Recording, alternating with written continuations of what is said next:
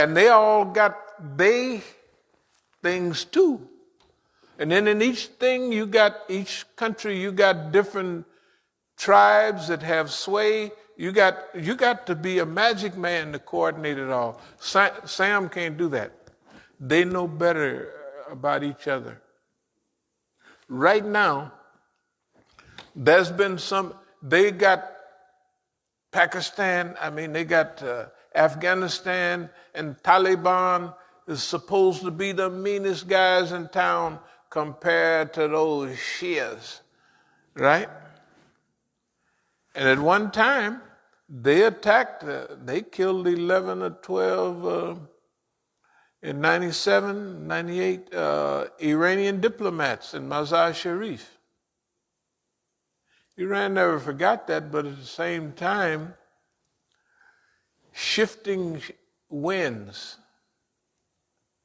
And if you look at Iran, at one time, they gave the U.S. overflight of Iranian territory to bomb and to attack Taliban. But that was a while back. Those people have been over there thousands of years. And they go back and forth, and one day, this guy's our friend. Oh, not today. Not today, buddy. Maybe in 500 years, maybe just 50 years, we'll be fine. But today,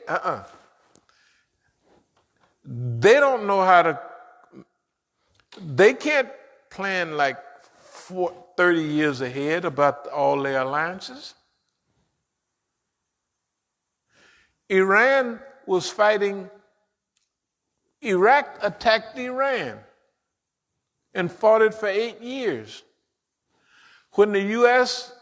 attacked Saddam Hussein in 1991, they had a discussion in Parliament whether Iran would fight against America to protect Iraq. Do you remember that?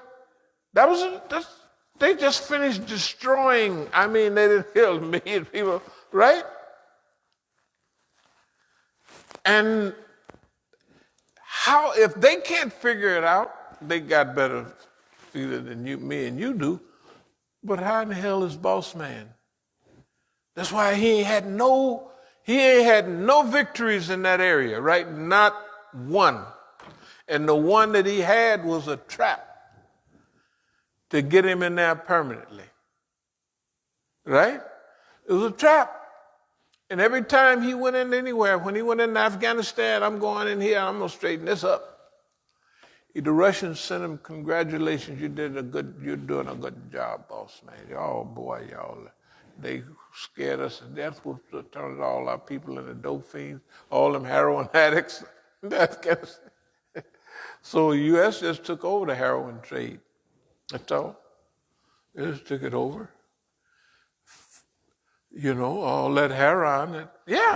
All American allies are dope dealers. Vietnam, Madame Nou, all of those, right? Golden Triangle, all dope dealers are American allies. They learned it from the British, the Opium War, sell dope. I just drift for a second. We're saying that there's a connection with the opium that's been plaguing America recently in the last few years with what's been going on in Afghanistan. A connection is 400%, maybe 500, 400% increase. Like right now, you get tar, and Afghan black in America. That's because, look, you remember the movie that Negro made about he went over to Vietnam? American Gangster. Who did he deal with? Remember, they say he had a SEAL of the CIA, an ally of Chiang Kai-shek. Who was Chiang Kai-shek? They said in the Congress, Chiang Kai-shek is a son of a bitch. They said, yes, but he's our son of a bitch. Right? And they gave that Negro so much top quality heroin that it was big. But how did he get it back? He got it back on American planes and everything. We knew this when I was in California. The planes would land right there at Treasure Island. And then they'd come over to New York in body bags. We knew that it was something that people in the game knew when I was doing it. Okay, so it's no secret. Okay, so I'll just tell you this little fun thing. The last time I was one of the times I was in Pakistan, they wanted me to go up and visit, what's the border town? I'll think of it in a minute.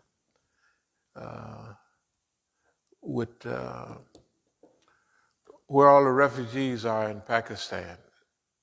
It's right on the border. Anyway, so I was in Lahore. Huh? No, Kandahar is in Afghanistan. It's right on the border. It's, sometimes you just, well, they call it, sometime when you're getting old, you can't remember. Like, almost, what is that? You think, it's a chair, actually. So that's, right? Y'all not old enough for that to happen yet. But sometime, you get there in a minute. Just hang around. No, just hang around. It's just that simple. But anyway, so there's a few gaps. You know exactly what it does. You know all that. But what the heck is that? Huh? Peshawar. Yeah, Peshawar, Pakistan. Yeah. So here I am. I go and I'm visiting Lahore. And Lahore is the headquarters for Jamaat Islami. And, Maulana Maududi, see, before Imam Khomeini, Maulana Maududi was the man.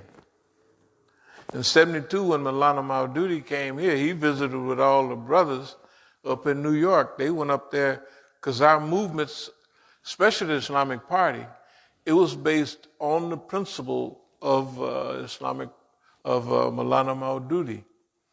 So up until 1980, when he passed away, the whole thing, all of our studies was Maulana Maududi. We didn't know nothing about Imam Khomeini or nothing. Nobody did. So anyway, so when I was in Pakistan, I was in Iran, and I always wanted to go to visit Pakistan and visit headquarters. So back in those days, I went over. I had them get me a ticket I spent a lot of time in Iran that time. And before I came back, boy, they had fattened me up. Then Ramadan came and I got a little trim. But when I went to Pakistan, I really got in the groove, And so I was there, and they wanted me to go up to, Peshawar. And so I got on the bus. They put you on the bus, and they had their people meet you up there. So all day, it was a beautiful trip, going through Pakistan and all the mountains and what have you. Finally, when I got there, this was during Ramadan and what have you. So when I got there, I got a chance to see everybody and do whatever I had to do. Now, coming back, I'm on the bus too. And this is not the old raggedy bus with chickens and all that. They have three quality. They got first class, which is a good bus. It's they have second class. They have chickens and what have you on that. And they have third class is just like You could have the farm, it's pulling the farm. You know, I mean, it's really, you know, the people, you know. So on the way back, it was, on the way up, there was no stops there was no checkpoints. They had checkpoints every place. And every few miles, there was a checkpoint, and the police would come on, and they would, you know. Now, all the time, every time that bus stops, the police is checking me. They look, they walk by, and it says, that's yours. I see it. So now remember, I'm on the bus with everybody, and I'm making friends. You know, when you get to know, you talking, the people you sit next to, the people they talking about, all kind of stuff. Oh, you here for dawah, you here for this, that, and another. And then the crews that I'm traveling with, it's a praying crew, and it's a non-praying crew. So you get to be friends with every time you make a stop, you know what I mean? They got a little prayer area. They got the little straw hats. You put it, they got that right there. You just put it on your head and you pray. Because they think if you, this shaitan will be urinating on your head if you don't have it. That's just a hadith they have. This is a weak one, but that's okay. They believe it. So, no, anyway, excuse me for taking all this time. But anyway, so here's what's happening. The last time when they was getting ready to, because of drugs coming from Afghanistan to Pakistan and everywhere else, the police is looking at me like whatever he is, and I got on a Sudanese thobe, so they think I'm Sudanese, you know. The bus erupted. When the guy got on the bus, the police, and pointed at my stuff, the bus erupted. They all speak in Urdu though. This is our brother. You didn't stop, looked at this stuff 10,000 times. You know what I mean? He's here for dawah. You can pick up a few words. Dawah, tabligh, that's what he's here for. He's a Muslim.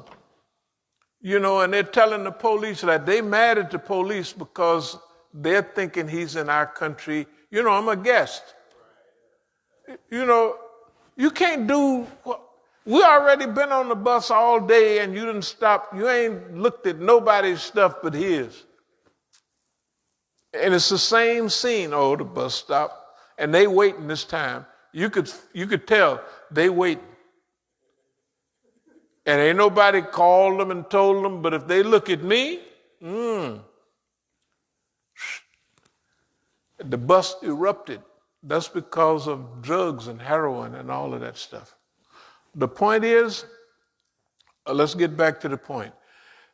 Whatever the questions are about any of these, the U.S. is a failure on all levels.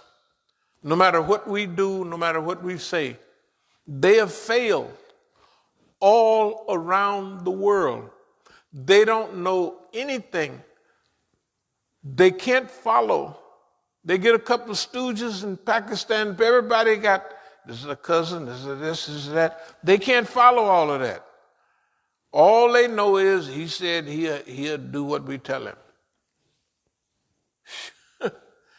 They don't do none of that. That's why the programs are like they are.